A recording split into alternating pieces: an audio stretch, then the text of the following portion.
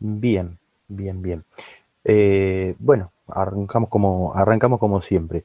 Eh, ¿Qué dudas, qué preguntas han quedado de lo que hemos estado viendo anteriormente? ¿Tienen alguna duda, alguna consulta? ¿Algo que no haya quedado muy claro?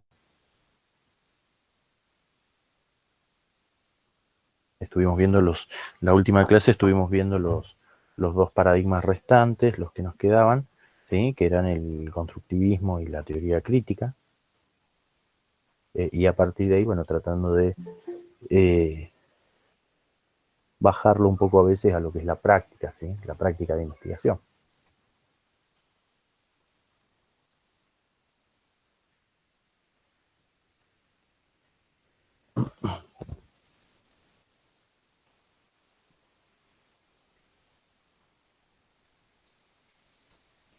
Si no, hoy, bueno, ya entraríamos en lo que es el proceso de investigación cualitativa, ¿sí? Lo que vamos a hacer es ver en líneas generales en qué consiste el proceso, cómo está dividido, cómo está estructurado este proceso, ¿sí? Y empezar a ver, digamos, la primera parte de este proceso de investigación. Eh, Primero vamos a establecer una comparación entre lo que es el proceso, el diseño y el proyecto en términos de un abordaje cualitativo, cuantitativo, ¿sí? Para después centrarnos ya plenamente en el proceso de investigación cualitativo, ¿sí? Bien, ¿no hay preguntas entonces del tema anterior? ¿No hay dudas? No, profe, de mi parte no. Bien, bien, bien, bien. Recuerden que igualmente, además del apunte, ¿sí? De la unidad donde están caracterizados los paradigmas, está también el texto de Buba y Lincoln, donde como profundiza más, ¿sí? Profundiza más. Entonces, en caso de dudas con el apunte, siempre pueden pasar está el material de apoyo para ver si se pueden sacar las dudas desde ahí, ¿sí? Bien, bien, bien, bien. Eh, Hoy entonces vamos a ver, Profe, lo que vamos a ver hoy, sí, ay, justo, no está es subido. el libro que está junto con los dos documentos que dejó.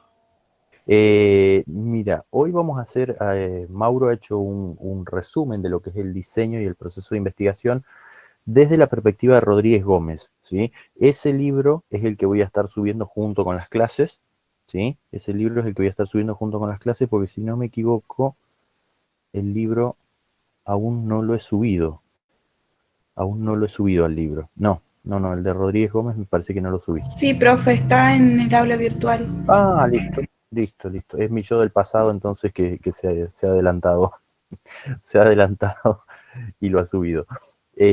Bien, entonces sí, sí, sí, sí, sí, sí. Esta caracterización del proceso de investigación cualitativa lo vemos, si bien tomamos por ahí, mencionamos algunos otros autores, lo vemos principalmente desde la perspectiva de Rodríguez Gómez, ¿sí? Igualmente, la clase de hoy está estructurada en un PDF, ¿sí? Lo que es el resumen de la clase está estructurado en un PDF que también lo vamos a estar subiendo, pero que sí ha sido extraído del libro digamos, los conceptos y los contenidos han sido extraídos del libro de Rodríguez Gómez, ¿sí? Así que bueno, en este caso pasa lo mismo. Nosotros vamos a hacer un paseo, digamos, por esta distinción y por este proceso de investigación, en el cual si alguien tiene dudas, quiere profundizar, bueno, tiene a mano, digamos, el libro, ¿sí? Tiene a mano el libro como primera herramienta. Y si no, bueno, lo vamos viendo también en clases, ¿sí? O sea, de una clase para otra armamos esto de, bueno, ver qué dudas van quedando, qué preguntas pueden tener acerca del proceso de investigación cualitativo en esta primera parte, ¿sí? Bien, bien, bien, bien. Paso a presentar el material con el que se van a encontrar y lo vamos a ir viendo desde ahí.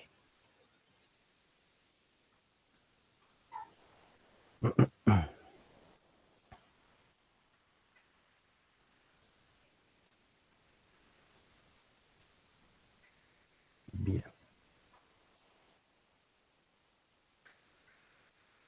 Entonces, el documento se llama Diseño y Proceso de Investigación, ¿sí? Es un PDF y hablamos, bueno, hemos mencionado varias veces lo que es no sé si lo hemos caracterizado tan Disculpe, puntualmente, pero profe, sí. no se está viendo la pantalla compartida. Ay, perdón, a ver. Perdón. A ver, vamos a mí sí se me ve, dice luz. Ahí Sí, vamos a de mí vuelta. también. Yo lo puedo ver. ¿Sí?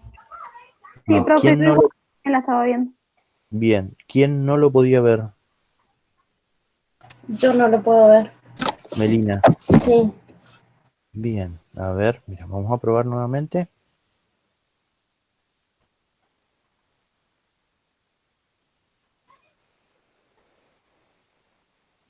A ver ahora, Melina. No estoy haciendo nada nuevo. Dejé de presentar y volví a presentar nuevamente. Ahora sí lo veo. Perfecto. Perfecto. Bien. Bien. Entonces decíamos que el documento se llama Diseño y Proceso de Investigación. ¿Sí? Diseño y Proceso de Investigación. Este documento ha sido elaborado por Mauro. Y consiste en un resumen de esta temática que vamos a ir viendo ahora y que se puede ampliar, ya les digo, desde el libro de Rodríguez Gómez, ¿sí?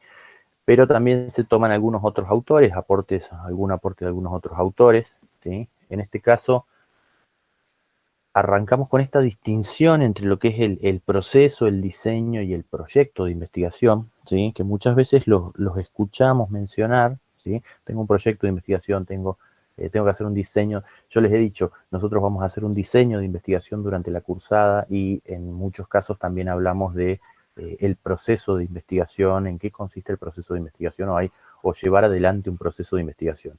Pero, ¿qué implica cada uno de estos tres conceptos? ¿Sí? Desde una perspectiva más de tipo cuantitativa, el proceso de investigación son todas las actividades que realiza el científico, todas, absolutamente todas, desde que comienza a pensar en un tema para investigar hasta que se presentan los resultados de la investigación, se exponen o se publican, ¿sí?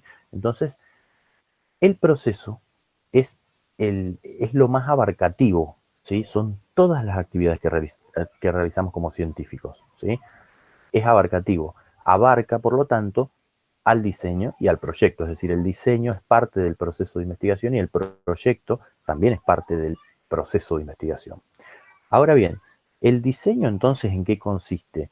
El diseño tiene que ver con un plan, ¿sí? Con planear las actividades que vamos a necesitar para darle curso a la investigación y poder, bueno, de esta manera responder a la pregunta problema, ¿sí? Y supone el diseño, ¿sí? Estructurar acciones para poder llevar nuestra investigación, ¿sí? A un plano empírico, para poder llevarlo planificado a algo empírico. Es decir, nosotros hablábamos cuando mencionábamos el primer texto que vimos, que existe una distinción o una separación, una división entre lo que es la teoría y la práctica, ¿sí? O la teoría y lo empírico. Nosotros arrancamos muchas veces una investigación a nivel teórico, vamos pensando cosas, pero no accedemos a la realidad, a la empiria, ¿sí? Entonces, este diseño de investigación, ¿sí? Lo que trata de hacer es articular justamente estas acciones que vamos a desarrollar, valga la redundancia, para poder pasar del plano de lo teórico a lo empírico, ¿sí? Para poder articular estos dos planos, ¿sí? Lo teórico y lo empírico. Eso se da a partir del diseño. Y el proyecto es algo, es una cuestión más concreta, ¿sí? Desde lo cuantitativo, el proyecto tiene que ver con la propuesta escrita que se eleva a los entes de control o evaluadores que van a definir si aprueban o no la propuesta, ¿sí? Entonces, en este caso, por ejemplo, lo que tiene el carácter de proyecto, si lo llevamos a la experiencia de nuestra como alumnos, por ejemplo, el proyecto como proyecto puede pensarse el plan de tesis, por ejemplo, ¿sí? Como proyecto podría pensarse el plan de tesis. Entonces, ese plan de tesis, ese plan de tesis es la propuesta que nosotros tenemos de investigación que se eleva para que un jurado defina si, bueno, si el plan está aprobado o si no, ¿sí? Si el plan se aprueba o no. Entonces, en ese sentido, el plan de tesis vendría a ser lo más parecido a un proyecto de investigación, ¿sí? Ahora, hay otras investigaciones que se llevan adelante y cuyo proyecto se presenta para que sea evaluado y ver de esa manera si van a ser financiados o no, ¿sí? Por ejemplo, no sé, se abre convocatoria de proyectos en salud en el Ministerio de Salud de la provincia. Bueno, uno lo que tiene que hacer es presentar un proyecto de investigación, ¿sí? Con la propuesta escrita para que un jurado, un tribunal, lo evalúe y determine, bueno, a quién va a financiar y a quién no en función de la importancia, de la relevancia, de la coherencia, de la factibilidad de esos proyectos de investigación, ¿sí? Pero básicamente podríamos pensar en el proyecto como el escrito, ¿sí? Es la propuesta escrita, es el papel que nosotros presentamos y entregamos para que alguien lo lea, lo evalúe y nos diga esto sí o esto no, ¿sí?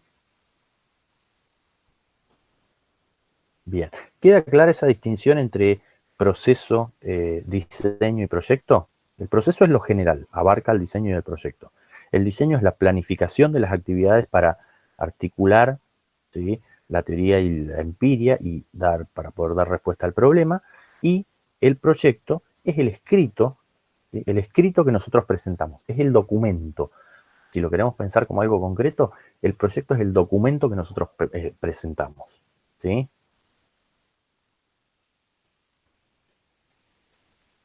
Bien, eso desde una perspectiva cuantitativa, ¿sí? Ahora,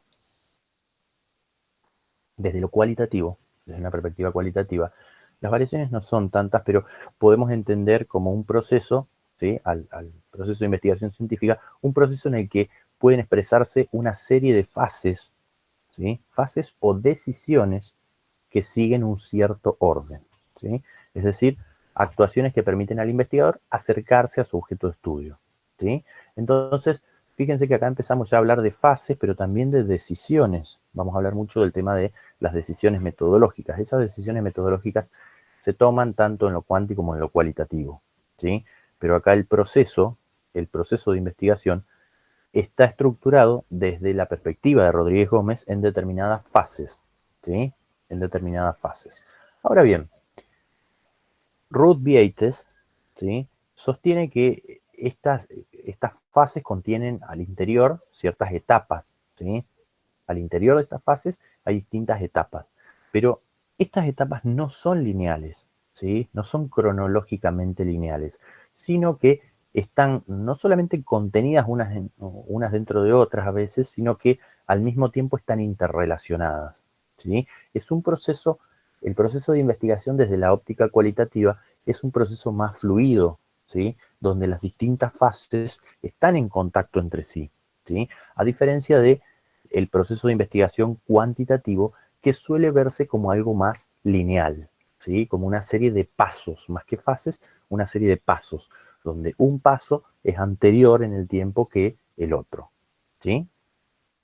Entonces, acá vamos a ver que, bueno, hay mayor conexión entre las fases, ¿sí? Hay mayor conexión entre las fases, y haber transitado una fase no significa que no podamos ya volver sobre la misma para reestructurarla de alguna manera, ¿sí? Eh, bien, las fases que propone Rodríguez Gómez, ¿sí?, están estructuradas de la siguiente manera, ¿sí? Son 4. Existe una fase preparatoria, ¿sí?, que es la fase inicial, una fase de trabajo de campo, la fase analítica y la fase informativa, ¿sí? Entonces, a partir de los nombres de la fase ya vamos intuyendo un poco, ¿sí?, hacia dónde se orientan. Preparatoria para todo lo que va a ser el proceso de investigación en campo, ¿sí? Una vez que hemos preparado y hemos planeado todo, vamos a entrar a la fase de trabajo de campo, ¿sí? Una vez que realizamos el trabajo en el campo, tenemos que analizar, ¿sí?, eso que tenemos, y después, finalmente, pasar a esta fase informativa, que es la de la comunicación, ¿sí? Entonces, Estas fases, si ustedes se fijan, estos círculos se tocan y se entrelazan unos con otros, ¿sí? Se entrelazan unos con otros. Entonces, tiene un carácter continuo. Estas fases tienen un carácter continuo donde no necesariamente tienen un principio y un final claramente delimitados. No es que terminamos la fase preparatoria y ahí empezamos la fase de trabajo de campo. En muchos casos, mientras estamos transitando una fase, estamos empezando a transitar también la fase siguiente, podríamos mencionarlo, ¿sí? O sea, algunos elementos de la fase siguiente. Vamos a ver más adelante, por ejemplo, que ya mientras estamos haciendo el trabajo de campo, ya vamos haciendo un tipo de análisis. La fase de trabajo de campo y la fase analítica se van entremezclando. No es que yo salgo como en la cuantitativa y hasta que no termino de recoger todos los cuestionarios no hago ningún tipo de análisis, ¿sí? No hago un análisis. ¿Por qué? Porque en la cuantitativa, si yo necesito sacar los porcentajes, por ejemplo, bueno, necesito determinar cuál es la totalidad de cuestionarios tomados para saber si 10 cuestionarios representan el 1% o si representan el 5%, ¿sí? Si yo salgo a tomar una serie de cuestionarios y digo, bueno, de los cuestionarios tomados hasta ahora, el 5% está a favor de algo y el 95% está en contra. Y yo mañana sigo tomando cuestionarios, entonces esos porcentajes me van a ir variando. Entonces, cuantitativamente, yo tengo que terminar de tomar los cuestionarios y a partir de ahí empezar a analizar la información. En el caso de la cualitativa, no. Vamos a ir viendo que no. ¿Por qué? Porque las herramientas que se utilizan, el tipo de análisis que se realiza, ¿sí? Es distinto, es simultáneo muchas veces al mismo trabajo de campo, ¿sí? Entonces, de hecho, muchas veces ese análisis previo que vamos haciendo va orientando también hacia dónde llevamos el trabajo de campo, la recolección de información, ¿sí? Entonces, la dinámica es distinta. No hay pasos cronológicamente determinados, ¿sí? Y sin vuelta atrás, sino que acá son fases que se entremezclan, se contienen a veces entre sí y se interrelacionan, ¿sí? Se influyen mutuamente, ¿sí? Bien, ¿queda más o menos claro esa idea? Esa distinción entre las fases en la cual y los pasos en la cuanti. Sí, profe. Bien, bien, bien, bien. Dijimos que al interior de las fases, ¿sí? Al interior de las fases hay etapas, ¿sí? Hay en algunos casos etapas. Entonces, la fase preparatoria, ¿sí? La fase preparatoria específicamente está dividida en dos etapas. Una etapa que se denomina reflexiva y la otra que se denomina etapa de diseño, ¿sí? La fase preparatoria, ¿sí? Es decir, esta que tenemos acá, ¿sí? Que después se va a dividir en etapas. Esta fase preparatoria es la fase inicial de la investigación cualitativa, ¿sí? Incluye esas dos etapas, como habíamos dicho, y en la primera etapa, en la reflexiva, el investigador parte de su propia formación, de sus propios conocimientos y de las experiencias, ¿sí? Y a partir de ello después vamos a pasar a establecer lo que sería un marco teórico conceptual, ¿sí? Entonces, el punto de partida, por eso también es una etapa, en la fase preparatoria se denomina etapa reflexiva, ¿sí? ¿Por qué? Porque el investigador reflexiona sobre sus propias experiencias de vida, sobre su propia formación, ¿sí? Y a partir de ello es que va a empezar a tomar forma la investigación. ¿Recuerdan que yo les decía en una de las clases, bueno, cuando uno hace un diseño de investigación, ¿sí? Es importante tener en cuenta que un problema de investigación puede surgir de distintos lugares, ¿sí? De distintas fuentes. Y una de las fuentes importantes, ¿sí? Que hay para un problema de investigación es la experiencia propia, la propia biografía, ¿sí? Y decíamos, hay mucha gente que estudia una carrera, por ejemplo, porque ha quedado marcada por una situación que es personal y después su tesis tiene que ver con esa temática también, con la temática que lo marca de manera personal. Entonces, uno como investigador debe reflexionar, ¿sí? Sobre su propia historia, sobre su propia formación, y a partir de ello, ¿sí? Van a ir surgiendo lo que van a ser más adelante los temas de investigación, los problemas de investigación, ¿sí?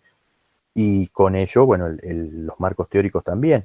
Estos marcos teóricos que nosotros decimos a veces, bueno, es buscar información acerca del tema, ¿sí? Nosotros muchas veces no buscamos cualquier tipo de información sobre el tema, sino que buscamos información sobre la cual nosotros estamos formados, ¿sí? Sobre la cual nosotros estamos formados.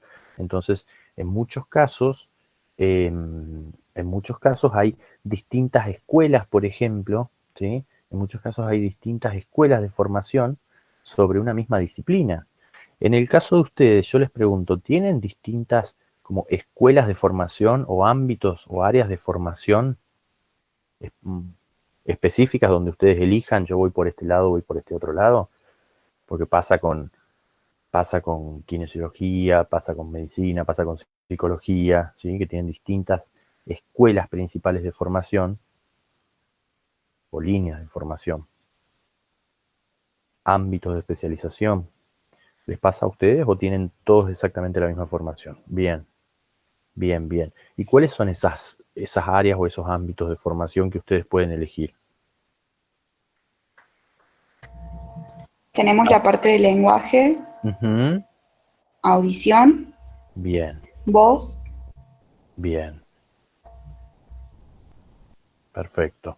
Entonces, bien, muchas gracias, muchas gracias.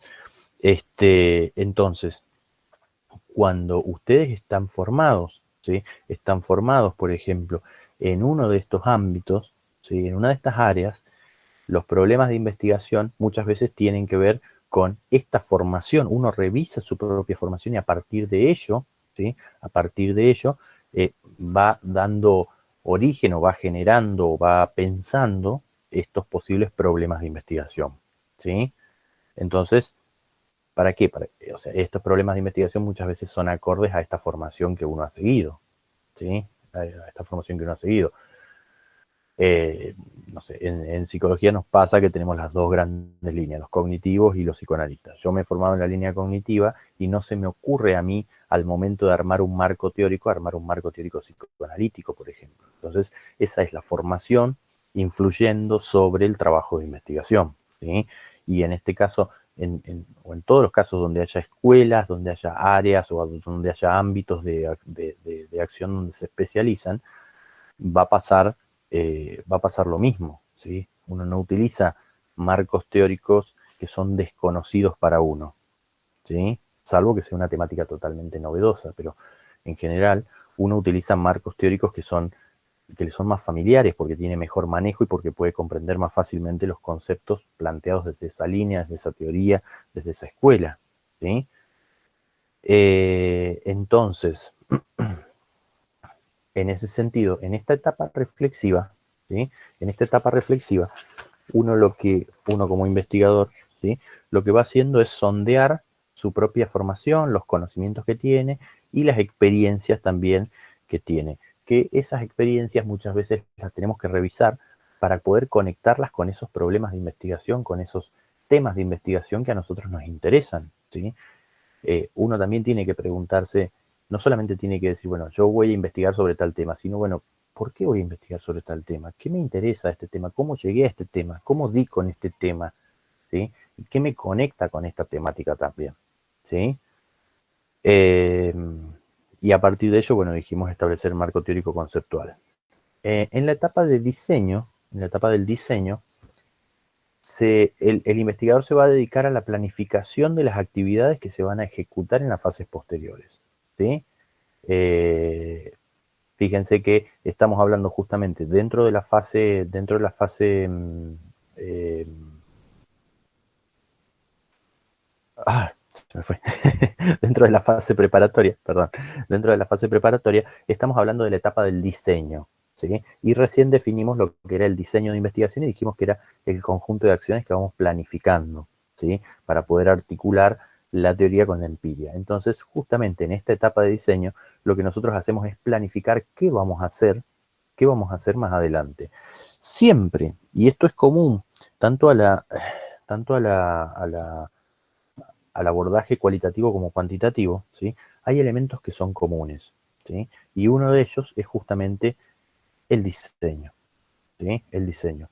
Eh, si nosotros volvemos a lo que era el documento de la unidad 1, por ahí, vamos a encontrar con que en la etapa de planificación se dividía en dos partes. En la etapa de diseño, perdón, la etapa de diseño se divide en dos partes, la planificación y la ejecución, ¿sí? Entonces la planificación siempre está, y siempre está antes de la ejecución, ¿sí?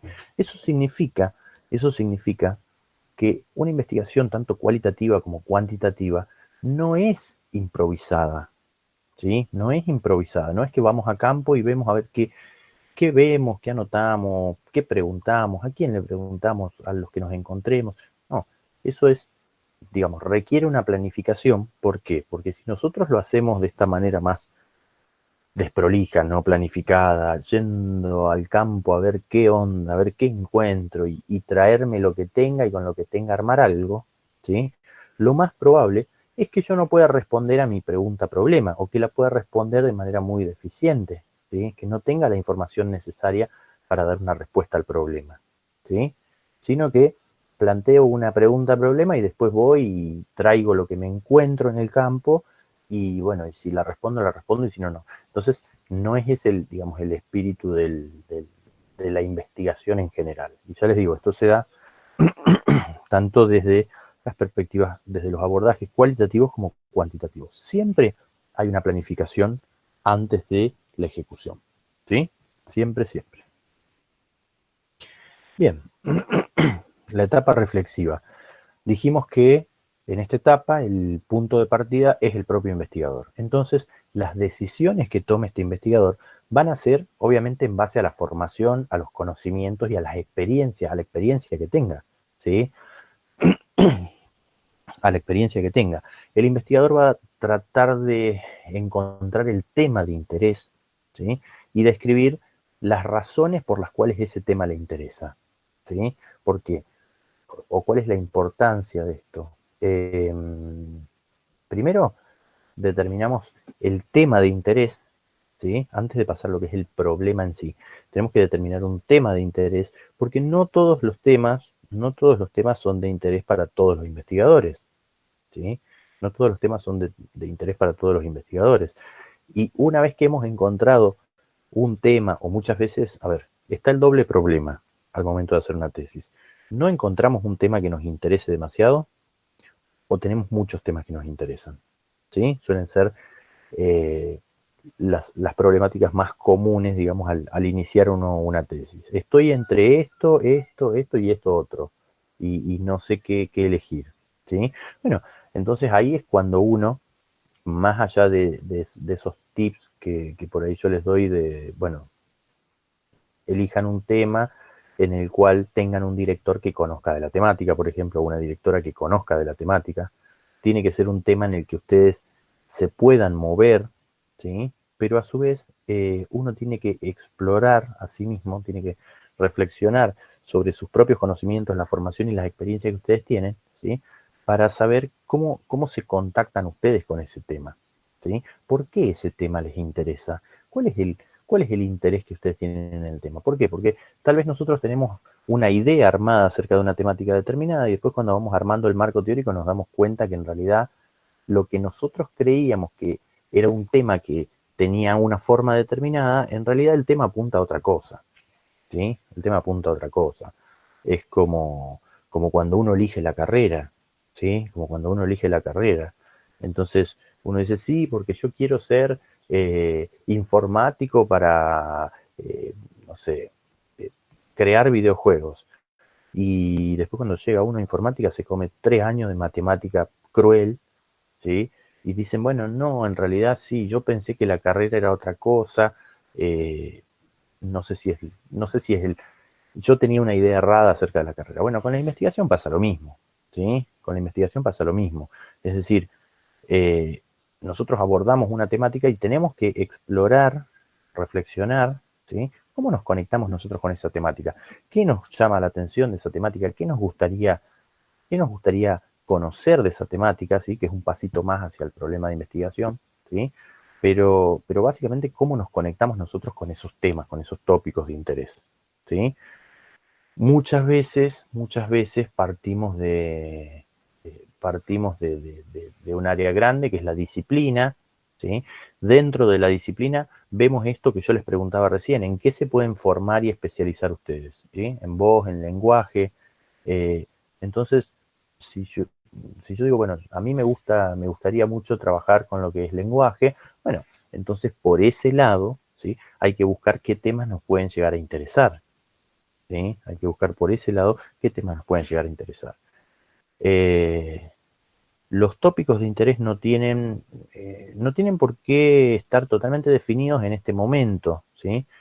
Podemos tomar áreas de interés amplia, dice Rodríguez Gómez, y a partir de ello vamos a ir profundizando y refinándolo a medida que vamos avanzando en la investigación, ¿sí? A medida que vamos, por ejemplo, no sé, armando el marco teórico, vamos a decir, bueno, sí, está bien, este tema tiene estos 4 aspectos, pero de estos 4 aspectos yo estaría más interesada en estos 2 primeros, por ejemplo, y dejo los otros 2 para que otro haga investigación o para investigaciones futuras, ¿sí?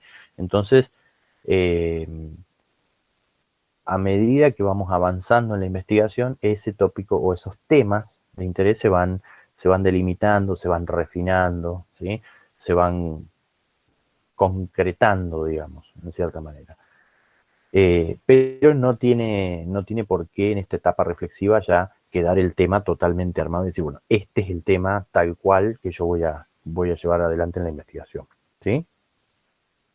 Bien. En esta etapa reflexiva, ¿sí? Lo que decíamos recién, ¿de dónde pueden salir estos temas de interés? ¿Sí? ¿De dónde pueden surgir?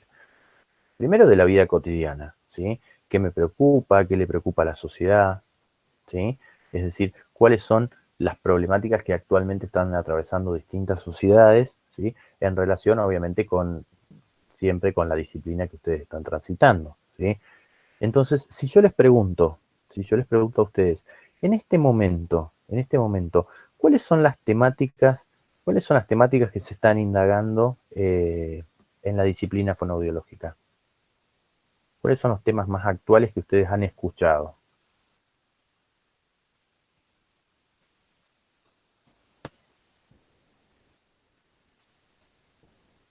Que se están trabajando acá en la Universidad de San Luis, o en la Argentina, o a nivel mundial.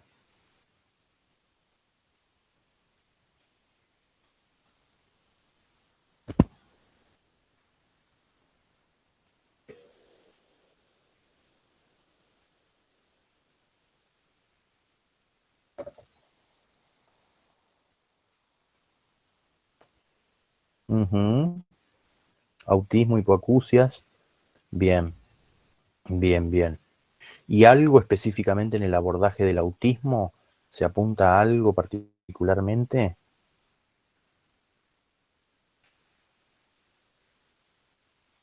¿O las hipoacusias?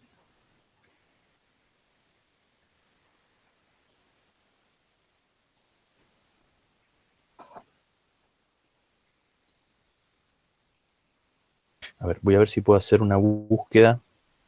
Hacer una búsqueda en vivo. Ah,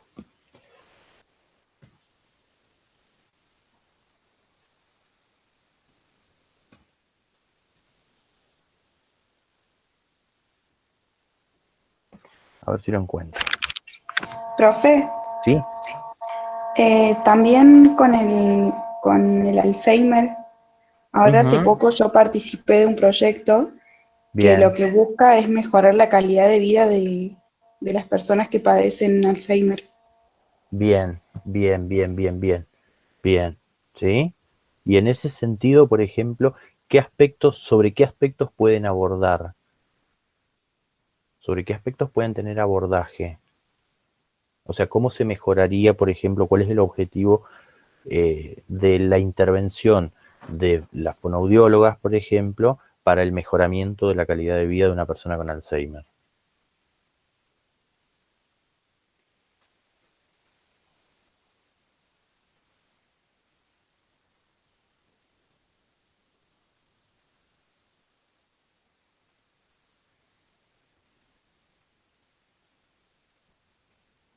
Si está definido, si no, porque por ahí muchas veces son proyectos que se van armando, entonces esto se va definiendo a medida que van avanzando, ¿sí? Es decir, no necesariamente tiene que estar la respuesta ahora. en este momento. Pero Claro, sí. sí. Ujú. Lo que se trataba, digamos, era la parte cognitiva, en el caso nuestro, Bien, bien, bien, bien, bien. por el lado del lenguaje más que nada. Ujú. Perfecto, perfecto, perfecto. ¿Sí? Entonces, tratar de, por ejemplo, no sé, brindar ejercitación, mantener, digamos, ciertos, no sé, si uno lo ve desde el punto de vista neurológico, vías neurológicas habilitadas constantemente en práctica para que no se, no se pierdan ciertas funciones. En este sentido, por ahí es calidad de vida en el sentido de no perder funciones muchas veces, ¿sí? Y o muchas veces recuperar funciones, ¿sí? Pero bien, bien, bien. Yo buscaba recién 7 de septiembre de 2020. Bien, acá fíjense. Esto también es un proyecto de investigación. Profesionales trabajan en el asesoramiento en salud vocal de personas con identidad trans, por ejemplo. No he leído, no he profundizado acerca del proyecto, ¿sí? Pero fíjense, esto es uno de los proyectos que están siendo comunicados últimamente también desde la universidad, ¿sí? Eh, a partir de un proyecto de extensión institucional de interés social, especialistas de la fonoaudiología, foniatría, psicología, comunicación social, producción de radio y TV de la UNSL y universidades de Buenos Aires buscan abrir un espacio de trabajo conjunto con la comunidad trans. Este es el primer proyecto en el país que aborda, en el marco de la universidad pública y gratuita, el trabajo con la voz desde un enfoque de género, ¿sí? Es decir, trabajamos para hacer acompañamiento y atención foniátrica generando un espacio de intercambio de conocimientos. No se van a imponer tratamientos ni modelos de voces, sino que se van a escuchar las demandas y las voces de acuerdo a las necesidades del grupo, ¿sí? O sea, y de acuerdo a las necesidades del grupo trabajaremos en esto. Entonces, acá quien figura, Jorge Simón Abrán, director del proyecto, eh, no sé si lo han tenido como docente o no, no me suena a mí, pero son, digamos, temáticas que en este momento se están trabajando y que tienen un contacto con las demandas de la sociedad. ¿Se acuerdan cuando hablábamos de las teorías críticas, por ejemplo, del paradigma de la teoría crítica? Dijimos, bueno, uno muchas veces aborda un, un colectivo, por ejemplo, un grupo, una región, con su propio problema de investigación y cuando va ahí le dicen, no, mira, esto no es problemático en realidad para nosotros, la comunidad lo que necesita es tal otra cosa, ¿sí? Entonces la investigación se orienta a solucionar ese problema. Acá aparentemente hay un abordaje similar, ¿sí? Donde no hay imposición de modelos, aparentemente, sino que lo que se hace es charlar con la comunidad para ver cuáles son las necesidades que están planteando en este aspecto y que puedan ser, digamos, abordadas por este grupo, que a su vez, si ustedes se fijan, es un grupo interdisciplinario, ¿sí? Es un grupo interdisciplinario. Entonces, tiene, digamos, el, la doble valoración, ¿sí? No va a imponer un problema de investigación y no es desde la perspectiva de una sola disciplina, ¿sí? Sino eh, multidisciplinar, un abordaje, un abordaje multidisciplinar. Bien, pero fíjense que esos, o sea, en relación a lo que veníamos viendo acá, ¿sí? En relación a lo que veníamos viendo acá, eso puede ser un tópico de interés en función de las preocupaciones que tiene la sociedad, ¿sí? Hay que ver también qué es lo que a uno le preocupa de su propia vida cotidiana y muchas veces es esto que yo les decía, los temas de interés están en contacto con nuestra vida cotidiana, con lo que nosotros vivimos habitualmente, ¿sí? Eh, a ver, dentro del, de la docencia que yo he desarrollado, por ejemplo, es muy común que, no sé, en ciencias económicas, por ejemplo, me pasó, en ciencias económicas, en la Universidad Católica, los chicos, habían grupos que elegían como temáticas de interés la, no sé, la percepción de la frecuencia de los colectivos, ¿sí? En una zona determinada del centro de la ciudad de San Luis, desde la perspectiva de los usuarios del servicio, ¿sí? Entonces, ¿por qué les interesaba esto? ¿Por qué les interesaba esto? Porque Voy bien. Ahí. ¿Por qué les interesaba esto? Porque era una problemática que ellos tenían en la vida cotidiana. Entonces, muchos de los chicos viajaban en colectivo y llegaban tarde y decían, profe, disculpe, no pasó el colectivo, o vino tarde, o no llegó a horario, o se rompió, o se detuvo. Entonces, a partir de eso, a partir de una experiencia de la vida cotidiana que ellos tenían, ¿sí? Y se generaban ciertas preocupaciones porque no podían llegar a tiempo o tenían que salir mucho antes de su casa para poder llegar a la clase, o etcétera, etcétera, etcétera. Pero es una cuestión que surge de la vida diaria que tienen estas personas, ¿sí? Entonces, a partir de ello, transforman eso, ¿sí? Transforman esa preocupación que ellos tenían en un problema de investigación. Y se preguntan, bueno, si nos pasa a nosotros, ¿le podrá estar pasando a otras personas también? ¿Y qué tipo de problemas tendrán? ¿Llegan tarde, la frecuencia no es suficiente, o viajan totalmente apretados, o etcétera, etcétera, ¿sí? Entonces, hay temáticas de interés que surgen de la vida cotidiana, como esto que decíamos recién. Lo que a mí me preocupa, o también lo que le preocupa a la sociedad, ¿sí? Otra de las fuentes de los temas de investigación muchas veces son las prácticas profesionales. En este caso, ustedes me decían que tienen sus prácticas profesionales en quinto año, ¿no? O sea, el año que viene. Entonces, bueno, pero no han tenido ningún tipo de práctica hasta ahora en escuelas.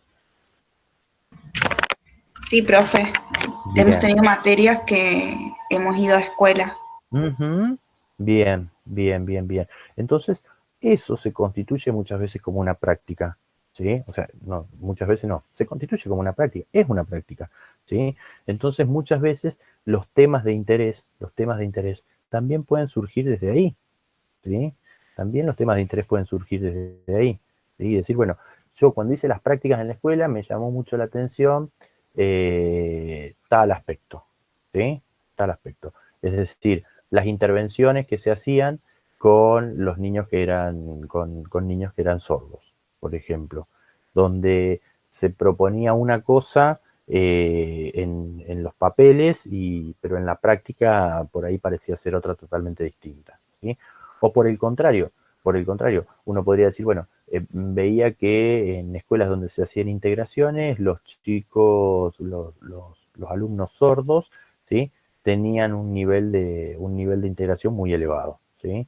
A partir de la aplicación de técnicas, estrategias que se desconocen o que no son enseñadas en la universidad, por ejemplo, ¿sí? Entonces, uno podría decir, bueno, surge un tema de interés, ¿sí? Surge un tema de interés a partir de estas prácticas, ¿sí? A partir de estas prácticas que ustedes van teniendo. Entonces, uno tendría que revisar también, bueno, a ver, ¿a qué escuela me tocó ir? ¿Era una escuela pública? ¿Era una escuela privada? ¿Qué tareas me tocó realizar ahí? ¿Qué fui a observar? ¿Qué fui a mirar? ¿Qué me llamó la atención de todo eso? ¿Sí? ¿Sobre qué temas me quedaron, sobre qué temas me quedaron dudas, por ejemplo? ¿Sí? ¿Sobre qué temas me gustaría volver a la escuela y profundizar y hacer algunas observaciones más o preguntar de qué se trata? ¿Sobre qué temas no se habló? ¿Sí? De qué temas no, o qué temas no se mencionaron? ¿Sí? ¿Qué cosas pude ver dentro de la escuela, pero también qué cosas no pude ver dentro de la escuela? ¿Sí? ¿Qué cosas no pude ver dentro de la escuela? Eh, entonces, ese tipo de cuestiones, ¿sí? Son las que muchas veces llevan a un tema de investigación, a un tópico de investigación, ¿sí? En Fono, en años anteriores, por ejemplo, cuando llevaban adelante el trabajo de investigación, en muchos casos, ¿sí? En muchos casos, las temáticas de investigación tenían que ver con el rol del profesional de la fonoaudiología, ¿sí? En distintas instituciones, porque yo les decía, bueno, ¿y ustedes dónde pueden trabajar? ¿En qué lugares pueden trabajar? ¿Y dónde hay fonos que ustedes conozcan que trabajan? En tal y tal lugar. Y alguien me dijo por ahí, bueno, en el Centro de Día La Esperanza. Bueno, ¿y qué trabajo hacen ahí? Y no sé, no sabemos exactamente. Bueno, ¿por qué no orientamos la investigación por ese lado? ¿Sí? Para ver, bueno, ¿cuál es el rol que cumple el profesional o la profesional de la fonoaudiología dentro de esa institución? ¿Qué le toca hacer? ¿Sí? ¿Por qué? Porque uno puede trabajar como profesional ser incorporado a una institución para desarrollar tareas para las cuales ha sido formado, o puede que en esa institución te pidan que desarrolles tareas para las cuales no has sido formado, ¿sí? Entonces, bueno, ¿de qué manera se las arreglan? ¿Qué es lo que hacen los profesionales al interior? ¿Cómo es la relación con otros profesionales? Porque muchas veces hay un amontonamiento de profesionales, ¿sí? En instituciones que se dicen interdisciplinarias, y en realidad cada uno hace su trabajo por separado, ¿sí? En otras instituciones, por el contrario, hay profesionales de distintas disciplinas y realmente se lleva a cabo un trabajo interdisciplinario, ¿sí? Un trabajo interdisciplinario donde el aporte de la fonoaudiología se suma al aporte de la psicología, que se suma al aporte de los trabajadores o trabajadoras sociales, que se suma al aporte de los médicos, que se suma al aporte de los kinesios, por ejemplo, de los kinesiólogos, ¿sí? Entonces, ahí se trabaja mancomunadamente, se charla sobre algún caso particularmente y dice, mira, estoy teniendo problemas, desde algún profesional surge, no puedo avanzar con este caso en tal aspecto. Bueno, mira, yo lo estoy abordando así, puedo cambiar y modificarlo. Entonces, se charla acerca de casos, ¿sí? Y de formas de abordaje se diseñan políticas de abordaje institucional, ¿sí? Y eso es un trabajo interdisciplinario muchas veces, donde uno dice, bueno, a ver, no es lo mismo que una licenciada en fonoaudiología trabaje interdisciplinariamente a que trabaje al lado de muchos otros profesionales, pero cada uno por su lado, ¿sí? Los resultados van a ser distintos, la experiencia de trabajar interdisciplinariamente o separadamente va a ser diferente, ¿sí? El clima laboral, el ámbito de trabajo, las tareas que les toca desarrollar, ¿sí? Pueden tener un impacto muy distinto, pueden tener un impacto muy diferente, ¿sí? En los profesionales, según se lleve a cabo de una manera u otra. Y a su vez también según esté declarado de una manera u otra por la misma institución, ¿sí? Es decir, es una experiencia incómoda trabajar en una institución donde se dice que se trabaja interdisciplinariamente cuando en realidad uno conoce que el trabajo al interior no es interdisciplinario, es individualizado, ¿sí? Entonces, ese tipo de cuestiones hacen a la experiencia, hacen a la subjetividad y merecen un abordaje cualitativo, por ejemplo, o mixto, ¿sí? Pero por lo menos la pata cualitativa tiene que estar ahí, ¿sí? Es decir, ustedes mismas podrían, si yo les pregunto ahora, bueno, ¿cómo ha sido la experiencia que han vivido al hacer las prácticas en las escuelas? No todas han tenido la misma experiencia, ¿sí? No todas, no todas participaron en la misma escuela, ¿verdad? ¿Fueron asignadas a escuelas diferentes? No sé en el caso del resto de mis compañeras, pero en el año que yo fui a las escuelas, Ujú. fuimos todo el mismo grupo a una sola escuela Bien, y nos designaban un niño. bien, bien, bien, bien. Bueno, pero ahí también está la experiencia, ahí está la experiencia también, ¿sí? Es decir, uno podría indagar, por ejemplo, cómo es caracterizado ese niño por la escuela, ¿sí? O sea, ¿cómo es descrito ese niño por la misma institución escolar? Porque la institución escolar muchas veces no es eh, neutral al respecto, ¿sí? No es lo mismo que un directivo te diga, no, mira, no hay manera, viene hace 3 años y no podemos hacer nada, ¿sí? A que eh, la misma escuela te diga, mira, vamos intentando distintas estrategias, algunas han estado funcionando, hemos tenido estos progresos, en estos otros aspectos tal vez progresamos, pero más lentamente, ¿sí? Entonces, eso también hace a la suma de experiencias, ¿sí? A la suma de experiencias. Entonces, tranquilamente se podría hacer un trabajo cualitativo también con las experiencias que ustedes han tenido en esas prácticas, en esas escuelas, ¿sí? Eh, y se articula, digamos, con la mirada de la escuela, entonces son como varias fuentes de información, se pueden reunir dentro de la misma investigación, ¿sí? Pero bien, bien, en ese sentido, entonces, las prácticas profesionales pueden constituir una fuente para temas de investigación, ¿sí? Después, experiencias concretas que resulten significativas, ¿sí? también es similar a experiencias de la vida cotidiana, pero se refiere esto más a la historia de vida que ustedes han tenido, ¿sí? Como investigadoras, por ejemplo, bueno, qué elementos de su historia de vida se constituyen como experiencias significativas que puedan estar en contacto con la elección de un tema con la elección de un tema de investigación, ¿sí? Bien, bien, bien. A ver, y acá me pongo medio cholulo. ¿Alguna de ustedes ve series en pandemia? Sí. Sí, profe. Bien, bien, bien. Creo que todas hacemos eso. Yo me parece que sí. Bueno, alguien vio, voy a poner un ejemplo. A ver, yo le tengo miedo a las series. Le tengo miedo a las series realmente porque me pasa lo que supongo que le pasó a todo el mundo. Uno se engancha y después no puede parar, ¿sí? Entonces, nada, dejo cosas a veces que tengo que priorizar en segundo lugar, en segundo plano. Pero bueno, dentro de una de las series que había visto en algún momento era El Buen Doctor, ¿sí? Entonces, ¿alguien la vio? ¿Un doctor? Yo he visto capítulos, pero que por ahí los suben a Facebook, pero están así Ujú. como cortados. Bien, O sea, bien, bien. nunca la he visto completa. Ajá, bien. Bueno, Cintia sí la ha visto. Cintia sí la ha visto. Pero mayormente han visto algunos capítulos, ¿sí? Las que han visto algunos capítulos. Bien. Sí, bueno, yo caí en esa serie, digamos, justamente por un resumen cortito de un video que publicaron en Facebook. Dije, bueno, es interesante, me parece interesante, me pongo a verla y bueno, me había enganchado con la serie. Ahora, ¿cómo es que esta persona, que es una persona con síndrome de Asperger, ¿sí? Con síndrome de Asperger, llega a elegir la medicina como su carrera? ¿Por qué elige la medicina como su carrera?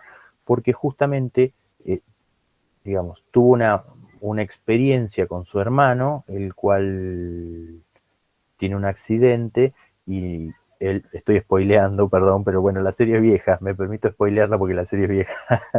eh, Tiene un accidente su hermano y él no puede intervenir en ese momento, ¿sí? No lo puede salvar. Entonces, ¿a qué me refiero y por qué traigo esto? ¿Por qué traigo esto a colación? Es decir, él determina cómo sigue una gran parte de su vida, un aspecto muy importante de su vida, como es la elección de la carrera y el ser médico y el perfeccionarse, actualizarse constantemente y tener respuestas a partir de justamente una experiencia concreta que ha tenido en la cual deriva en la muerte de su hermano, ¿sí? Entonces, nosotros podemos hablar también o eso estaría referido a este punto justamente, ¿sí? Es decir, un tema de investigación, ¿sí? Un tema de investigación para nosotros puede surgir a partir de una experiencia concreta, ¿sí? De una experiencia concreta que nos haya parecido a nosotros significativa, ¿sí? A ver, pongo otro caso más. Eh, Ustedes cursaron ya con Fabri y compañía la método 1, ¿sí? En la método 1 tienen elementos de la estadística inferencial en la segunda parte, ¿sí? Elementos de la estadística inferencial en la segunda parte, y a partir de lo cual, bueno, uno a veces toma decisiones estadísticas, ¿sí? En función de comparar, comparar el valor P contra alfa, ¿sí? Entonces uno dice, bueno, como P es 0.03 y es menor que alfa, por lo tanto rechazo la hipótesis nula. Eso quiere decir que el tratamiento funciona, ¿sí? Y muchas veces uno se encuentra con lo siguiente, dice, bueno, como P es igual a 0.06 y es mayor que alfa de 0.05, por lo tanto no rechazo la hipótesis nula. Entonces el tratamiento no funciona, ¿sí? El tratamiento no funciona. Y uno dice, bueno, a partir de la experiencia propia, ¿sí? Trabajando ahí, yo me preguntaba en algún momento, y eso lo charlamos con los chicos muchas veces, y nos preguntábamos, bueno, pero, a ver, ese 1% de error entre lo que yo espero y el error real, digamos, que puede llegar a ocurrir, ¿justifica que yo deseche una intervención?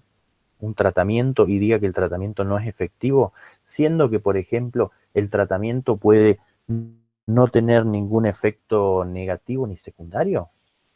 Por un 1% voy a dejar de probar una intervención.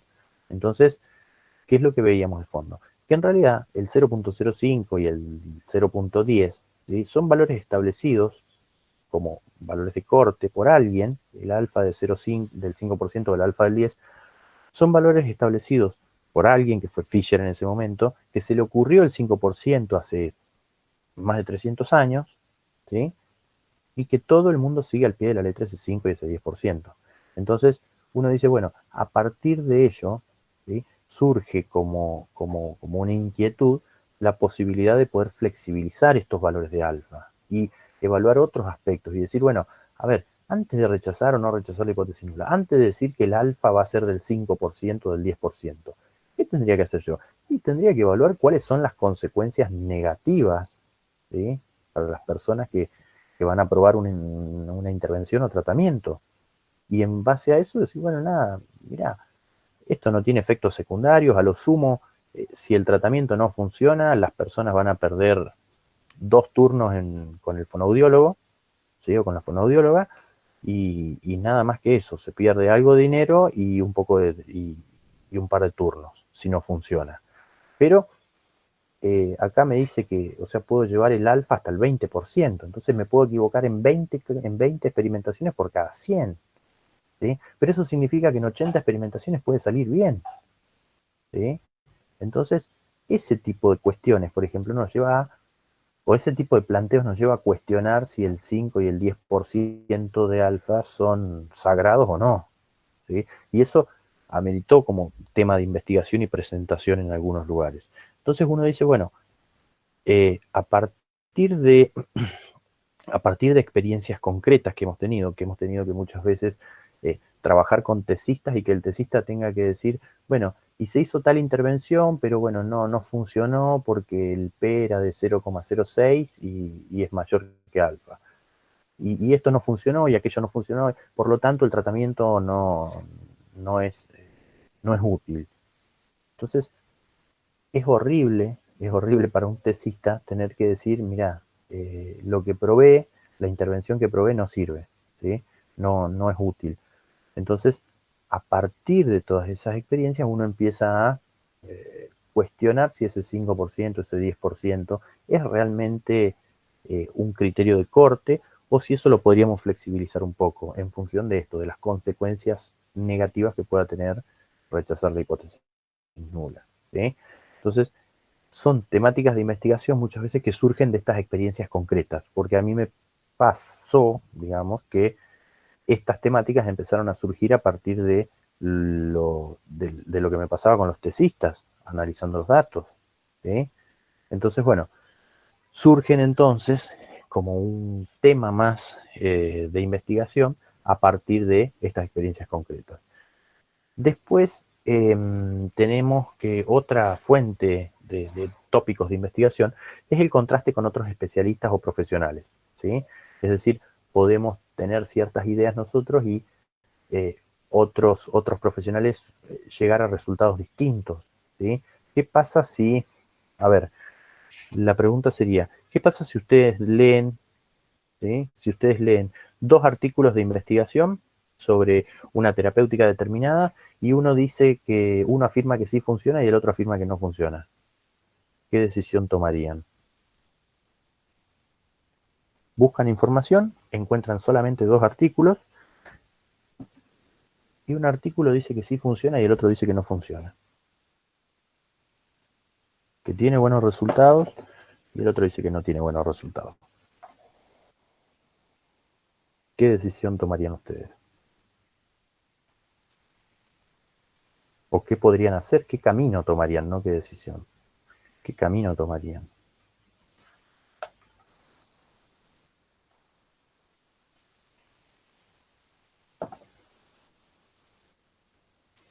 El que sí funciona y recién ahí probarlo para saber si estaba en lo cierto. Bien, bien, es una posibilidad entonces, ¿sí? Porque ustedes lo utilizan bajo el fundamento de que sí funciona según esa investigación llevada adelante, ¿sí? Bien, eso puede ser. En otro caso podrían no arriesgarse y decir, bueno, si esto no funciona y encima si eso llegase a tener algún efecto negativo, secundario negativo, digamos, sobre a quienes aplicamos la intervención, podríamos decir, no, yo no me voy a arriesgar, ¿sí? Y la otra posibilidad es que ustedes hagan el desempate, ¿sí? Que ustedes hagan el desempate, que ustedes lleven adelante una investigación, una tercera investigación, ¿sí? Para, bueno, en base a las buenas cualidades de una y otra investigación, como, no sé, una muestra bien linda, bien grande, si es cuantitativo, por ejemplo, la aplicación de los mismos instrumentos, bueno, probar de nuevo a ver qué pasa, ¿sí? Si ustedes dicen, bueno, a mí sí me funcionó la técnica, entonces hay 2 artículos en favor frente a uno que dice que no, ¿sí? O no me funcionó la técnica, por lo tanto, bueno, digamos, concuerdo con los autores que dijeron que los resultados no eran los esperados, ¿sí? Pero en ese caso, digamos, hay varias opciones. Ustedes mismas pueden hacer una investigación. ¿Por qué? Porque es una técnica que, o sea, son terapéuticas que muchas veces uno dice, bueno, si estuviesen disponibles y fuesen útiles, me vendría bárbaro para los pacientes con los que estoy trabajando, ¿sí? No pienso aplicarla si no estoy segura de que funciona, pero no hay pruebas concluyentes, digamos, que afirmen que esto funciona o no funciona, ¿sí? Entonces muchas veces puede pasar eso. Ustedes hacer una investigación y a partir de esas dudas de si esto funciona o si no funciona, ustedes mismas llevar adelante una investigación para tener un aporte más, ¿sí? Tener un aporte más. Y le facilita el proceso de decisión a nivel clínico, por ejemplo. Bien. Y la lectura y profundización en documentos de otros profesionales. Es decir, la lectura de no solamente de investigaciones realizadas, ¿sí? No solamente la lectura de los antecedentes de investigación sobre un tema determinado, sino también la lectura del tema a nivel teórico, ¿sí? La lectura del tema a nivel teórico. Hay manuales, hay revistas, hay publicaciones que están saliendo constantemente, ¿sí? Y que en este caso sirven como fuente para ir leyendo esto que decíamos hace un rato, cuáles son las temáticas, ¿sí? Cuáles son las temáticas que se están desarrollando en estos momentos. Entonces, por ahí uno a partir de la lectura y profundización de lo que escriben otros profesionales de la disciplina, pueden decir, mira, este tema no sabía que lo estaban indagando, estudiar un poco acerca del tema y hacer una investigación sobre el mismo, ¿sí? Bien. ¿Preguntas hasta ahora? ¿Dudas? ¿Va quedando claro? ¿No va quedando claro?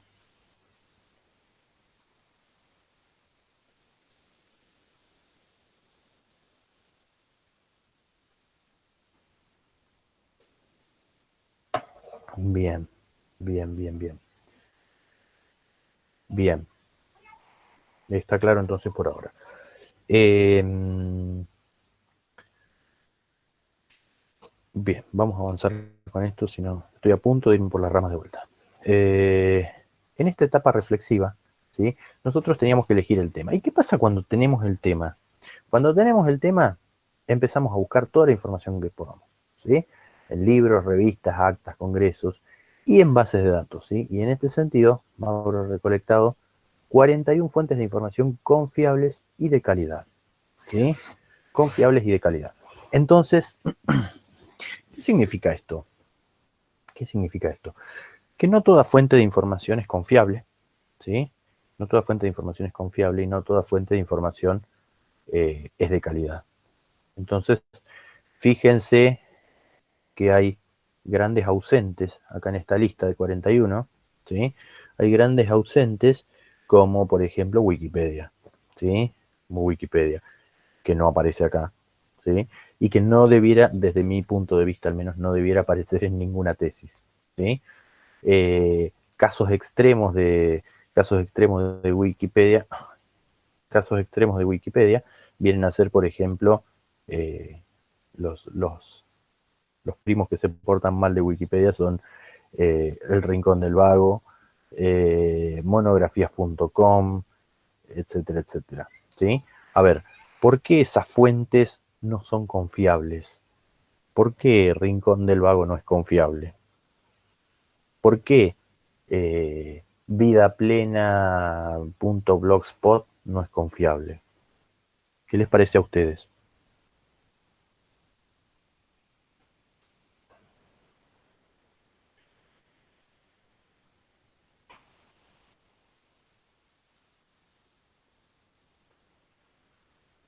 Si ustedes tienen que buscar información científica, ¿la buscarían en Rincón del Vago o en monografías.com? Respuesta van a tener seguro ahí. Si buscan una temática, es muy posible que alguien haya posteado algo sobre esa temática. Pero no es recomendable, ¿sí? No es recomendable. Exacto, no. ¿Por qué? Porque en esas páginas se publican resúmenes que muchas veces, primero, no tienen autor, no se sabe quién los escribió, no se sabe si lo escribió un profesional de la disciplina o... a ver, no se sabe si lo escribió un profesional de la disciplina, ¿sí? O si lo ha escrito alguien que se le ocurrió en su momento poner algo sobre una temática determinada. Eso tampoco está, perdón, eso tampoco está verificado de ninguna manera, ¿sí? Lo que se publica ahí muchas veces no está verificado, no es información confiable, no es información de calidad, porque no se sabe de dónde ha sacado esos datos, ¿sí?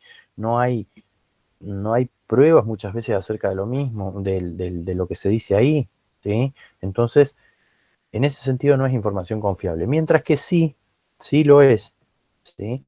Por ejemplo, estas fuentes que se postulan acá. El Google académico, que es el primero, ¿sí? Hay algunas que son más o menos conocidas o bastante más difundidas, como el Google académico, que es el 1, el 4, que es Redalic, Latindex también, Unirioja, que es el 6, Cielo, la número 10, ERIC, que es una base de datos de educación, ¿sí? PubMed, por ejemplo, en medicina PubMed, ¿sí? Ya voy a buscar después si hay, no he encontrado hasta el momento, en años anteriores no he encontrado bases de datos que sean específicamente de fonoaudiología, ¿sí? Sino que muchas veces son de salud, ¿sí? Son de salud. Pero si uno quiere buscar información acerca de una temática, uno puede entrar en estas bases de datos y por palabras claves, ¿sí? Por palabras claves, buscar información acerca de un tema. Muchas de estas fuentes, de estas 41 fuentes, si no todas me parece, son de acceso gratuito, ¿sí? Hay algunas que están en inglés, otras que están mayormente en castellano, pero predominan obviamente las que están en inglés. Muchas son de acceso gratuito, otras en algunos casos son pagas, ¿sí? Son pagas bajo suscripciones. Y es más, incluso no solo son pagas bajo suscripciones, sino que a veces uno puede comprar una hora, ¿sí? En esas bibliotecas digitales y revolver y descargar todo lo que pueda en una hora y a la hora se corta, por ejemplo, ¿sí? Entonces, pero bueno, generalmente las que son con suscripción o que son pagas, son también muchas veces más prestigiosas, más actualizadas, ¿sí? O más grandes, tienen una mayor base de datos, ¿sí? Pero básicamente, fíjense, por ejemplo, si vemos, no sé, Redalic, ¿sí? Redalic.org. Entonces, si yo veo Redalic, si yo entro a Redalic, ¿sí? Si yo entro a Redalic, el aspecto que tiene, la forma que tiene esta base de datos es la siguiente. Acá, redalic.org, ¿sí? Sistema de Información Científica Redalic.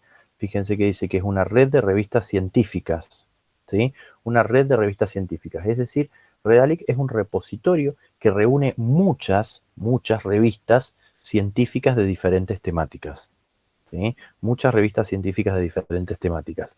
Entonces, yo acá puedo buscar, tengo buscadores incluso con búsqueda avanzada, ¿sí? Donde puedo dar más características, pero o puedo buscar por temática, o puedo buscar por disciplina, ¿sí? Si ustedes se fijan, acá dice acceso abierto, no comercial, propiedad de la academia, ¿sí? Acceso abierto quiere decir que es un acceso libre, ¿sí? No comercial, que es gratuito. Tiene en su interior el contenido de 1.381 revistas online, pertenecientes a 678 instituciones de 26 países, y tiene un total de 685.852 artículos, ¿sí? Esta búsqueda, fíjense que acá están marcados en rojo, ¿sí? Cuáles son los principales regiones o puntos, ¿sí? En el mundo que proveen de material a Redalic. Es decir, revistas científicas de Brasil, de Argentina, ¿sí? De Ecuador, de Colombia, y fíjense que hay círculos más grandes y círculos más pequeños, ¿sí? Es decir, ¿por qué Argentina, que es territorialmente más grande que Colombia, tiene un círculo más pequeño? Porque va en el nivel de aporte, ¿sí? Es decir, Brasil, Colombia y México son como los tres principales aportantes de artículos a Redalic, ¿sí? Después seguirá Argentina, España, ¿sí? Argentina, España, Venezuela, Costa Rica, ¿sí? Hasta otros más pequeñitos como Uruguay, por ejemplo, que tiene presencia hay presencia de artículos uruguayos en Redalic, pero en menor medida que Argentina, y Argentina en menor medida que Brasil, por ejemplo, ¿sí? Pero bueno, básicamente, fíjense que hay revistas por disciplinas, ¿sí? Tenemos administración y contabilidad, o sea, múltiples disciplinas, ¿sí? Psicología, política, relaciones internacionales, salud, ¿sí? Salud, pero no he visto específicamente una de fonoaudiología.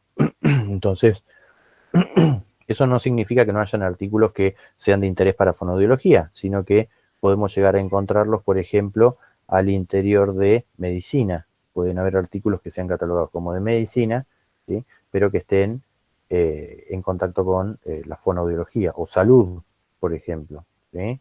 Salud.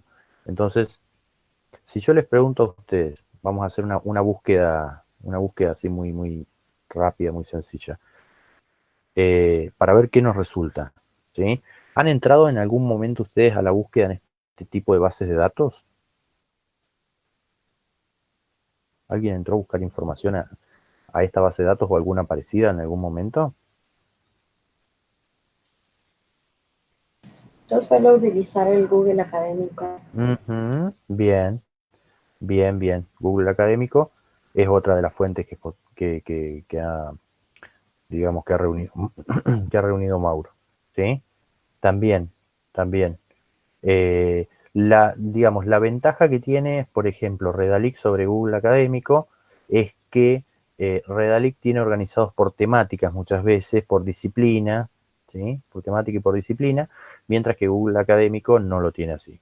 La ventaja que tiene Google Académico es que posiblemente tenga los artículos que tiene Redalic más otros más, ¿sí? Es decir, que sea más amplio Google Académico, ¿sí? Pero, por ejemplo, si tuviésemos que buscar, recién me habían mencionado hipoacusias, ¿sí?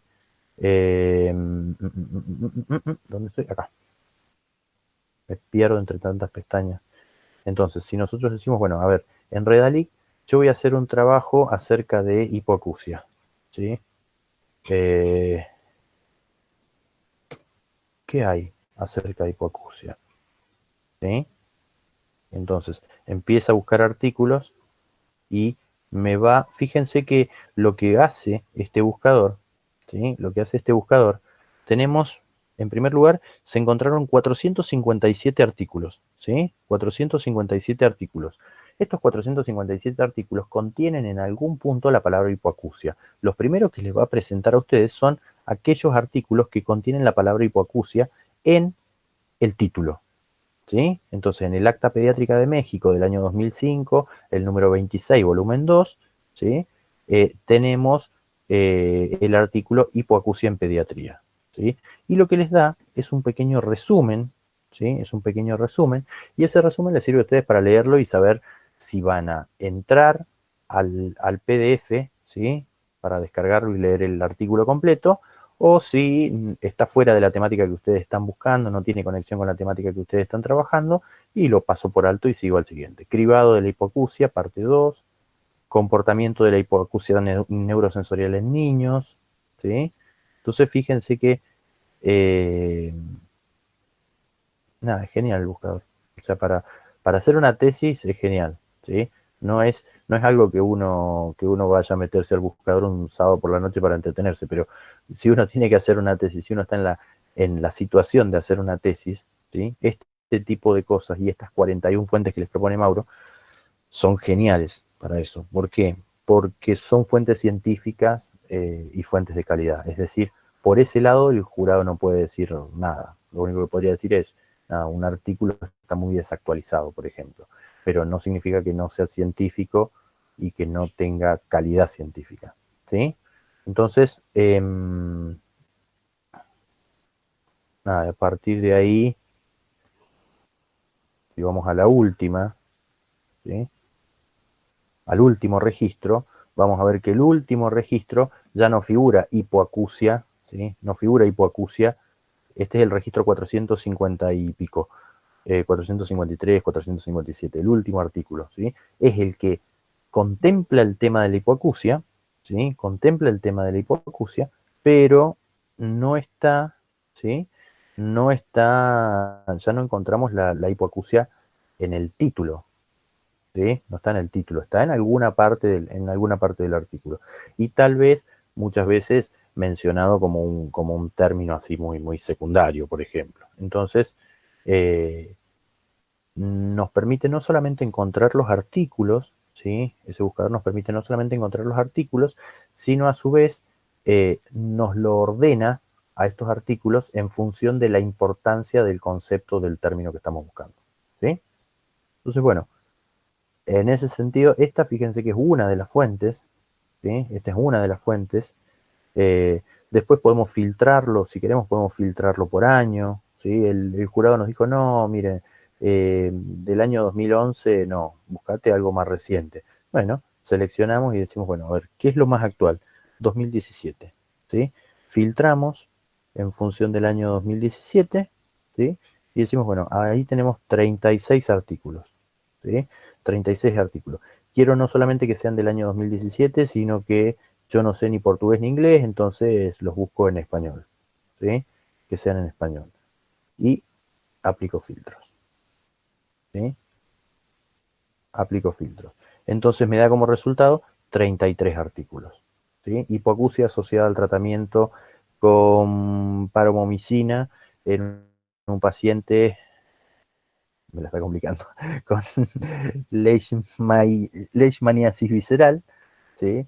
Factores asociados a hipoacusia basados en el programa tamiz auditivo neonatal e intervención temprana. Entonces, digamos, nada, permite un montón es una herramienta que permite un montón de movimientos, ¿sí? Para buscar artículos que estén en un idioma determinado, que tengan un tiempo determinado de vigencia, que estén más o menos actualizados, que contengan los términos que estamos buscando. Y eso es solamente, fíjense que eso es solamente una de las fuentes, ¿sí? Una de las fuentes, que es Redalyt, ¿sí? Después en Google Académico, en Latindex, en Dialnet, digamos, son todos buscadores similares. Es posible que algunos artículos se repitan de una a otra base de datos, pero imagínense que en un primer momento pasamos de no tener información sobre el tema o de andar buscando información sobre el tema a tener, bueno, 453 artículos disponibles. Entonces por eso también se aplican los filtros, ¿sí? Para decir, bueno, ¿qué quiero buscar yo? ¿A dónde quiero ir con esta búsqueda? ¿Sí? Bien. Y después tiene otros filtros para agregar más palabras clave, por ejemplo, ¿sí? Yo quiero saber o quiero conocer acerca de hipoacusia en, no sé, adultos, ¿sí? O hipoacusia en operarios industriales. Bueno, entonces veré a ver si me arroja algo y qué artículos me arroja y después veré si le aplico filtros o no le aplico filtros para refinar un poco más la búsqueda, ¿sí? Bien. Pero básicamente veníamos con el tema de cuando tenemos el tópico buscamos información. ¿Dónde buscamos? En actas de congresos, en revistas científicas, y las revistas científicas muchas veces las encontramos acá, ¿sí?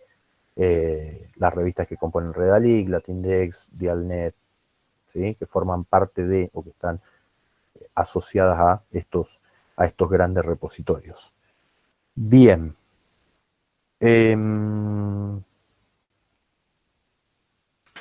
La etapa reflexiva.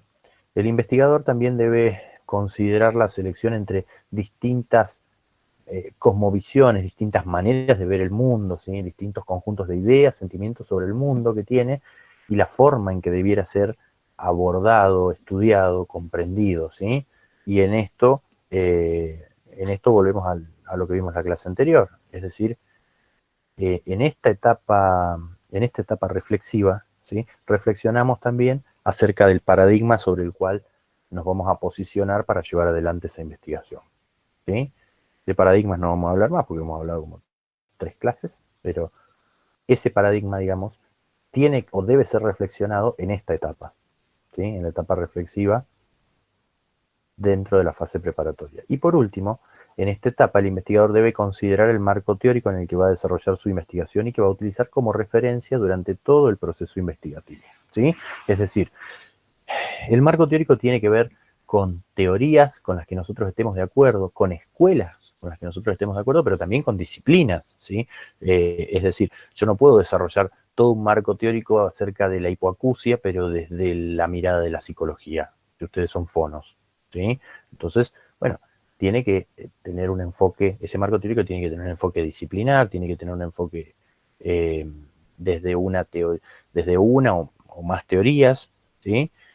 No quiere decir que no puedan poner ningún aporte, no sé, de la psicología a la hipoacusia en todo el marco teórico, que todo tenga que ser fonoaudiológico, pero a lo que voy es a que lo que no se debe hacer es lo contrario, es decir, que todo su marco teórico provenga de otra disciplina, ¿sí? Que todo su marco teórico provenga de otra disciplina. Bien, y ese marco teórico las va a guiar, ¿sí? Durante el proceso de investigación, porque va a definir los conceptos principales, ¿sí? Va a definir los conceptos principales y qué se va a entender por esos conceptos en esa investigación.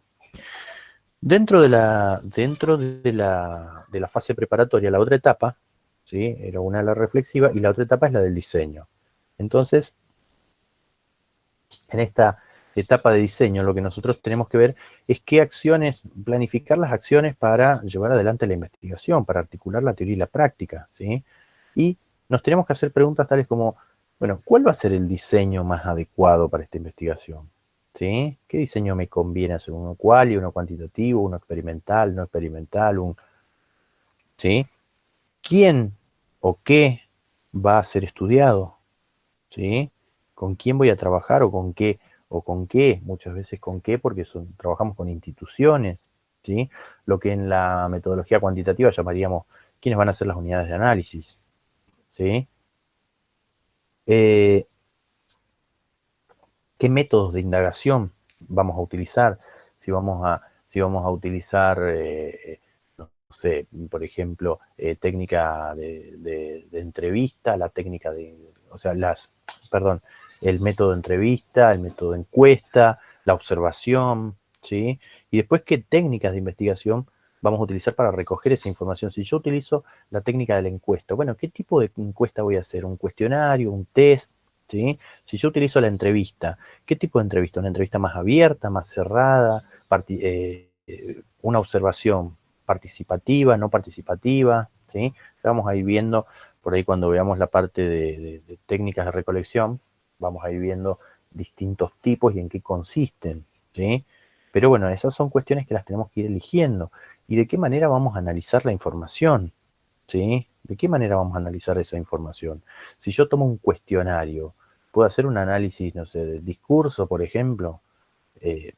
No, es imposible porque marcaron una respuesta nada más, marcaron un cuadrito, entonces no puedo analizar el discurso. O al revés, si yo tomé un cuestionario, ¿puedo explorar la subjetividad? No, porque yo simplemente sé que marcó esa opción, pero no sé cuál es el motivo por el que la marcó. No sé qué lleva a esa persona, a ese entrevistado, a marcar la opción A. y tampoco puedo asegurar que todos los que marcaron la opción A lo marcaron por el mismo motivo, ¿sí? Entonces, hay que decidir cuál va a ser la técnica de análisis de la información que tiene que estar acorde con el tipo de información que estamos recolectando, que estamos buscando, ¿sí?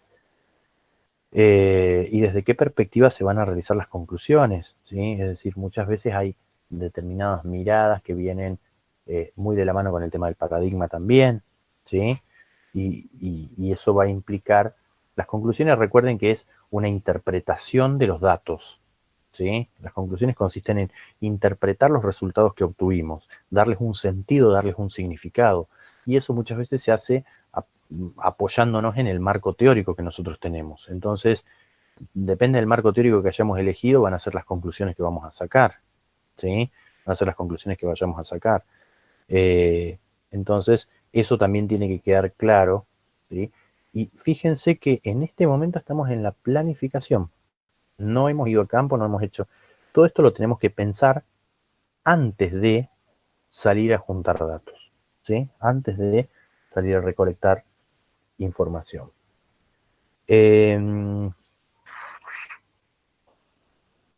Entonces, el diseño, ¿sí? A modo de ejemplo, ¿sí? De manera didáctica, va a tomar el siguiente formato. Vamos a tener que definir dentro del diseño lo que es el marco teórico, vamos a tener que establecer el marco teórico, las cuestiones de investigación, ¿sí? Vamos a ver que son preguntas de investigación, el objeto de estudio, el método de investigación, la triangulación, el tipo de triangulación que vamos a realizar, la técnica e instrumentos de recolección de datos, la técnica de análisis de datos y el procedimiento de consentimiento y aprobación, ¿sí? Del marco teórico ya hemos hablado, bastante, ¿sí?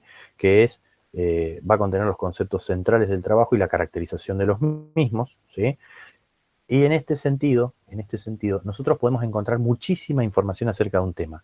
¿Qué es lo que va, si es una tesis, por ejemplo, lo que estamos haciendo? ¿Qué es lo que va en el marco teórico? Lo importante, lo que sirve, lo que vamos a usar, ¿sí? Hay marcos teóricos de 70 páginas, donde de esas 70 páginas, 58 no se utilizan en ningún momento para sacar conclusiones, ¿sí? Entonces, una pregunta que comúnmente suelen hacer es, profe, ¿el marco teórico tiene que ser largo o corto? Tiene que ser pertinente, ¿sí? Desde mi punto de vista, tiene que ser pertinente. No me importa si es largo o si es corto. Si tenemos muchos datos y tenemos que interpretar muchos datos, posiblemente muchas variables, muchos factores, si la temática se divide en muchas dimensiones, posiblemente el marco teórico tenga que ser más largo para poder interpretar y abordar esas distintas dimensiones. Pero la extensión del marco teórico no tiene que ver con su importancia. No es que un marco teórico más grande es mejor. No, el marco teórico tiene que ser pertinente, tiene que contener los conceptos centrales y la caracterización que nos permita a nosotros llevar los resultados a un significado determinado, darles un sentido a esos resultados, ¿sí? ¿Qué más? Las cuestiones de investigación son las facetas de un dominio, ¿sí? Los aspectos de un dominio empírico que el investigador desea investigar de formas más profundas. Básicamente son las preguntas que nosotros le hacemos, ¿sí? a un tema, ¿sí? Es lo que nos interesaría conocer acerca de ese tema, ¿sí?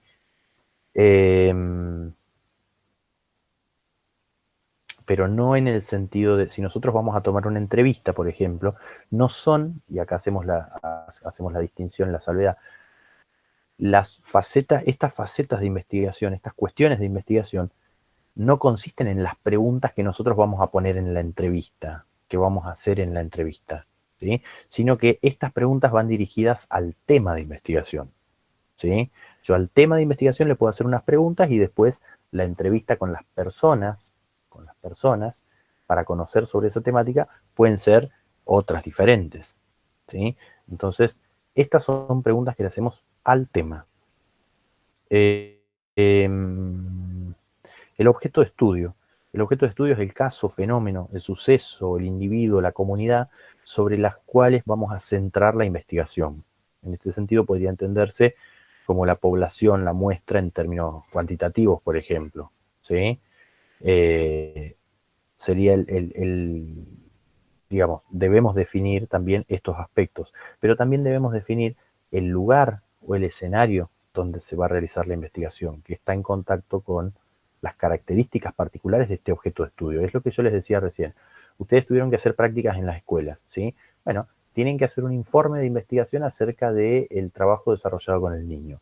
Cada niño, ¿sí? A ustedes les tocó trabajar con diferentes niños. Cada niño tiene características particulares. Pueden estar en la misma escuela, pero en distintas salas, por ejemplo, en distintas salas.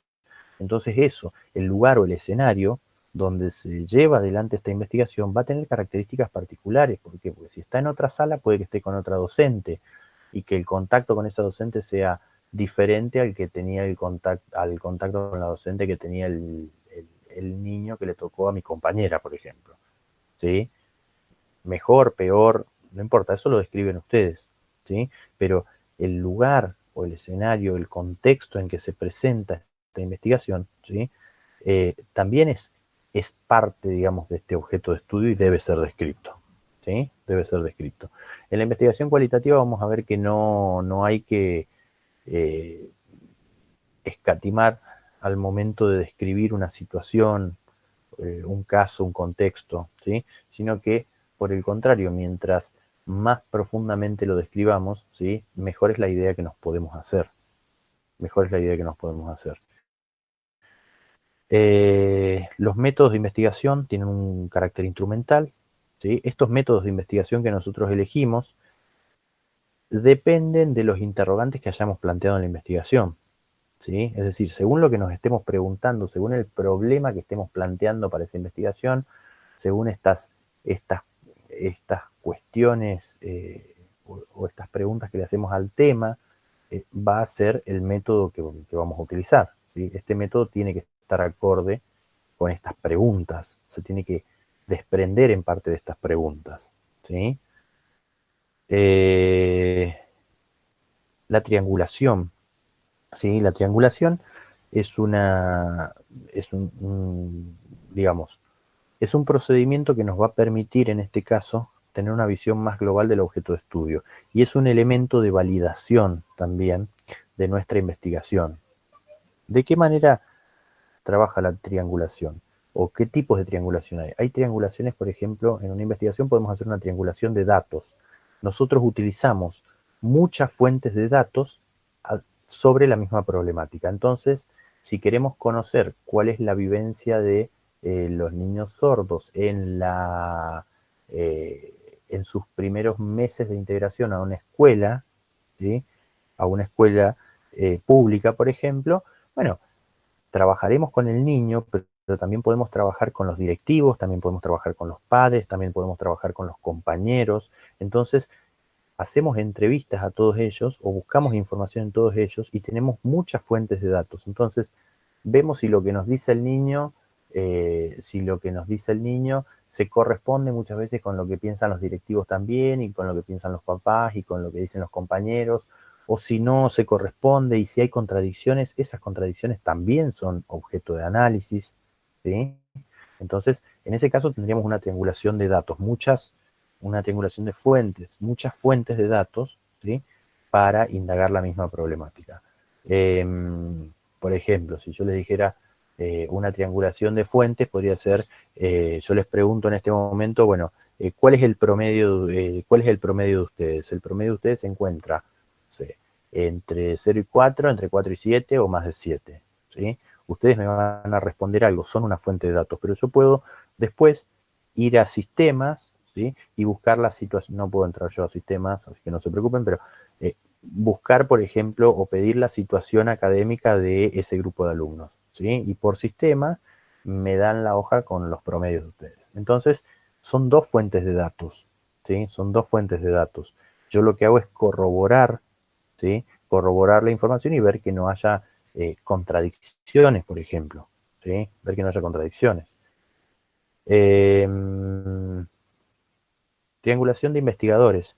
Cuando diferentes investigadores o evaluadores, ¿sí? Abordan la misma, o sea, los mismos datos, la misma información, ¿sí?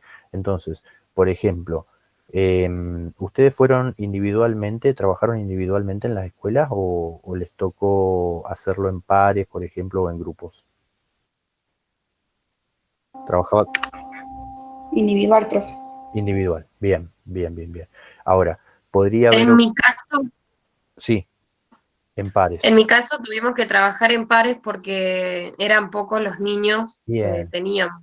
perfecto, perfecto, perfecto. Entonces, por ejemplo, si ustedes van a trabajar con el niño, les toca hacer una intervención, les toca hacer una observación, por ejemplo, ¿sí? Les toca hacer una observación.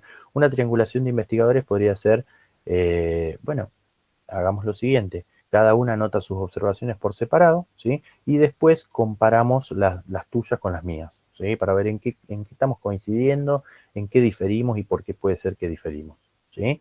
Eso es una triangulación de investigadores. Distintos investigadores observan, analizan el mismo fenómeno y después contrastan, ¿sí? O comparan sus análisis para ver, bueno, en qué se coincide y en qué se difiere, ¿sí? Entonces, de esa manera, sabemos que si hay 2 o 3 investigadores que coinciden en que la maestra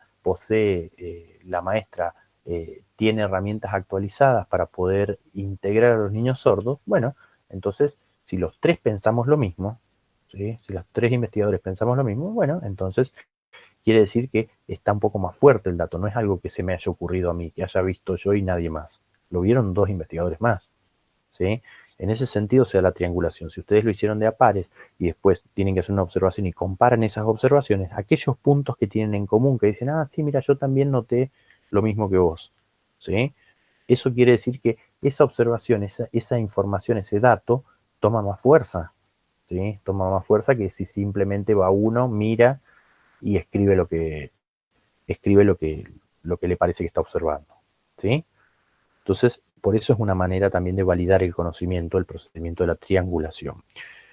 Una triangulación de tipo teórica, que es abordar el fenómeno, un conjunto de datos, desde diferentes teorías, ¿sí? Cómo se interpretaría desde una teoría, cómo se interpretaría desde otra teoría, desde distintos autores, por ejemplo, ¿sí?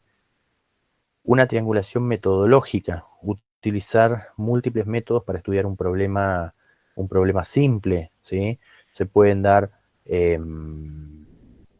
por ejemplo, no sé, abordajes cualitativos, se puede, sí, eso podría ser un ejemplo, ¿sí? Lo que veníamos viendo antes con el tema de los métodos, que yo les contaba con el tema de los métodos mixtos, por ejemplo, ¿sí?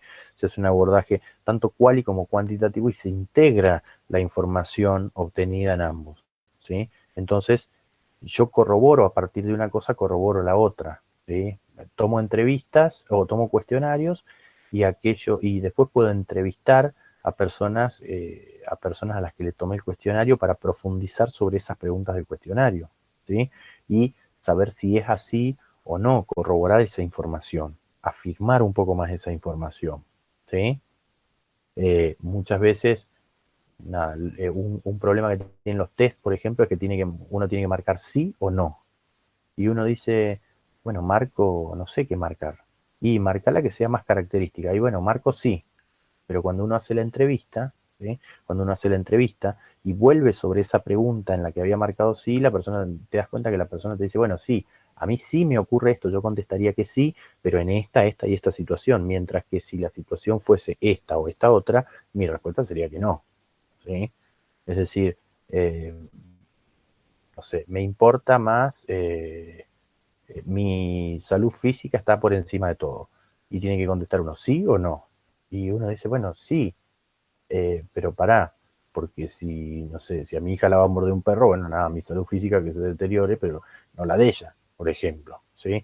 Entonces, bajo ciertas situaciones, eso uno no lo puede sacar desde un método cuantitativo a partir de la aplicación de un cuestionario. Entonces, hago una triangulación metodológica, incluyo otros métodos que incluyen, por ende, otros instrumentos de recolección de información, por ejemplo, y a partir de ello profundizo un poco más, tengo más información y es información más válida en cierta forma, ¿sí?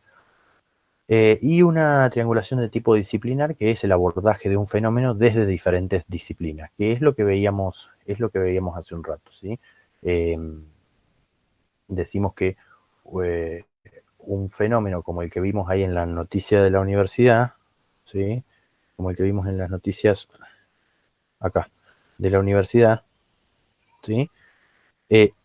Este proyecto de extensión trabaja desde especialistas en fonoaudiología y foniatría, psicología, comunicación social, producción de radio y TV, ¿sí? Y no solamente esta universidad, sino también universidades de Buenos Aires, ¿sí? Entonces, en este sentido, hay una triangulación disciplinar también. El mismo fenómeno es abordado desde diferentes disciplinas, ¿sí? Ahí hay una triangulación disciplinar. Bien. Técnicas e instrumentos de recolección de datos. Los instrumentos, ¿qué instrumentos de recolección de información vamos a utilizar para recabar los datos? Test, entrevistas, encuestas, observación. ¿En qué consiste? Lo que tenemos que saber es en qué consiste ese instrumento, cómo es, si es una encuesta, sabemos cuántas preguntas tiene, sabemos de qué, si está dividida en temáticas, cuáles son los temas que aborda, ¿sí? Si vamos a hacer una entrevista, ¿sobre qué vamos a preguntar? ¿Sí? ¿Cuánto tiempo más o menos vamos a tardar en cada una de las entrevistas o las encuestas? Si es una observación, ¿qué es lo que vamos a ir a observar? ¿Cuánto tiempo vamos a observar? ¿Sí? ¿De qué manera vamos a observar? ¿Participando, no participando, desde el fondo, sin decir nada? ¿Sí? Entonces, este tipo de cuestiones son los que hacen las técnicas e instrumentos de recolección de datos que tenemos que, recordemos siempre que estamos en la etapa de diseño, es decir, no lo estamos aplicando, lo estamos planificando, estamos viendo qué es lo que más nos conviene, ¿sí? ¿Qué es lo que más nos conviene? Si el grupo es muy cerrado, por ejemplo, si nosotros vamos a observar un grupo de niños, o un grupo de niños o no niños, pero ese grupo es muy cerrado, no permite la participación de otros, y nada, la observación la tendremos que hacer desde afuera de ese grupo, ¿sí? Sin interactuar con ese grupo para no alterar la dinámica, ¿sí? Si es un grupo más abierto, más participativo, ahí tal vez podemos pensar en otro tipo de observación, hacer la observación mientras que, no sé, hacemos actividades junto con el grupo, ¿sí? Nos mezclamos en esa actividad que está haciendo el grupo como uno más. Entonces, son distintos tipos de observación, y eso hay que planificarlo. El análisis de datos puede ser de manera inductiva, ¿sí? Es decir, partir de las experiencias particulares que nosotros vamos viendo y a partir de ello sacar conclusiones que puedan formar parte de una teoría, por ejemplo, que idealmente apunten a armar una teoría, ¿sí? Ir de lo particular a lo general, de la parte de lo que nosotros vimos a, bueno, teorizar un poquito acerca de qué puede pasar con ese comportamiento en el resto de los grupos, ¿sí? O al revés, ser un procedimiento deductivo. Las conclusiones siguen a la premisa, vamos de lo general a lo particular, ¿sí? Vemos si esta teoría se aplica, se cumple, se da en este grupo que nosotros estamos trabajando, ¿sí? Estos postulados ¿se dan en este grupo también o no se dan? ¿Sí? En este grupo particular. Vamos de lo grande a lo más chico, de lo que abarcaría todo supuestamente hasta, bueno, si aplica o no en este grupo específicamente. ¿Sí? Procedimientos, bueno, por último, el procedimiento de consentimiento y aprobación. ¿Sí? Este procedimiento de consentimiento y aprobación garantiza que si nosotros estamos trabajando con personas, que ese sujeto ha expresado su intención de participar en la investigación de manera voluntaria, ¿sí? De manera voluntaria. Que ha comprendido la información que se le ha dado acerca de los objetivos, es decir, cuando nosotros involucramos a otros participantes en nuestra investigación, tenemos que aclarar cuáles son los objetivos de nuestra investigación y no podemos mentir para que no se dé cuenta y actúe más naturalmente, por ejemplo, como se decía antes de la sanción de todo este tipo de protocolos, ¿sí? Nosotros tenemos que decir, bueno, nuestra investigación está orientada a evaluar la calidad de la integración de los niños sordos en 2 escuelas públicas de la provincia de San Luis, ¿sí? En ello se incluye el análisis de la relación con los docentes, con los directivos y con los compañeros. Entonces, eso lo tienen que saber todas las personas que van a participar. Si vamos a entrevistar al docente, el docente tiene que saberlo. Tiene que saber que vamos a estar evaluando lo que para nosotros representa esa calidad de la integración. El alumno también tiene que saberlo, los directivos también tienen que saberlo, y si vamos a entrevistar a los padres también tienen que saberlo, ¿sí? Tienen que saber, es decir, todos los participantes de la investigación tienen que conocer esta información. ¿Cuáles son los beneficios? ¿Sí? Tienen que conocer cuáles son los beneficios que puede traer el participar en esta investigación y el obtener resultados y conclusiones de esta investigación. ¿Cuáles son las molestias o las desventajas o los posibles riesgos que puedan llegar a tener? ¿Sí? Y qué alternativas pueden tomar ante ello. Conocer cuáles son sus derechos y responsabilidades, tales como, por ejemplo, bueno, si la persona no está de acuerdo con participar en la investigación, se puede retirar en cualquier momento sin perjuicio para su persona, es decir, no va a haber ningún tipo de retaliación, ni reto, ni nada por el estilo, ni lo voy a poner en una lista negra, y ni siquiera tiene que dar un motivo o una explicación por la cual no va a participar más, ¿sí?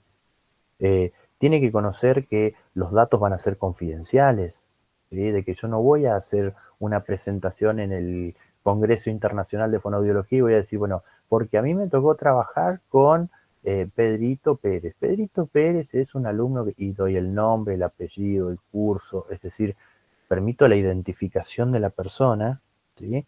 Para después, por ejemplo, no sé, terminar concluyendo que no sé, cualquier cosa, que se portaba mal, por ejemplo, ¿sí?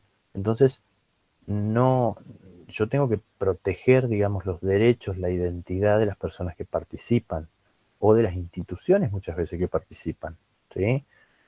Y todo eso se da en este procedimiento de consentimiento, ¿sí? Es lo que se denomina el consentimiento informado. Bien. Bien. Preguntas, dudas, inquietudes.